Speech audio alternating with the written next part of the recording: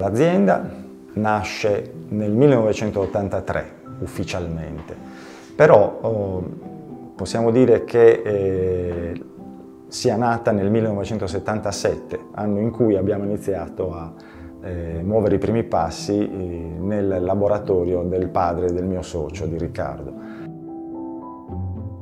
Eravamo già un po' grandi, avevamo 19 anni e niente, ci abbiamo riflettuto un po' su, abbiamo detto ma sì, perché non provare? E quindi abbiamo iniziato. Un deciso momento di cambiamento nelle nostre produzioni è avvenuto con la conoscenza di un orafo africano, si chiamava Momar Ace, che aveva delle competenze notevoli nell'ambito della filigrana, col quale abbiamo iniziato una collaborazione decisamente importante e abbiamo lavorato quindi nella progettazione di gioielli che si rifacessero non più soltanto alla tradizione sarda, ma a una cosa un po' più ampia, quindi a una filigrana più mediterranea.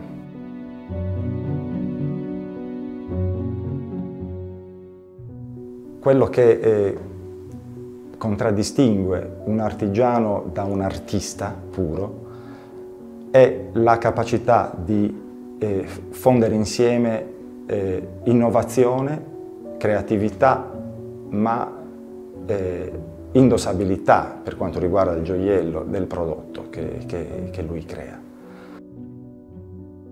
Ci piace utilizzare anche materiali che non siano quelli tradizionalmente in uso nella gioielleria. Abbiamo affiancato a questi materiali preziosi tessuti tradizionalmente usati sia nei costumi che nella vita quotidiana sarda. E l'idea di poter di unire una cosa così morbida con un metallo mi intrigava molto.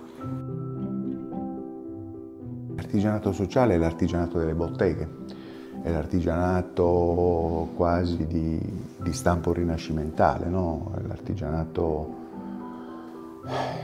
che creava tessuto urbano oltre che tessuto economico. Noi volutamente abbiamo deciso di investire e di rimanere anche con enormi sacrifici all'interno del centro storico di Sassari, perché ancora vogliamo essere una presenza.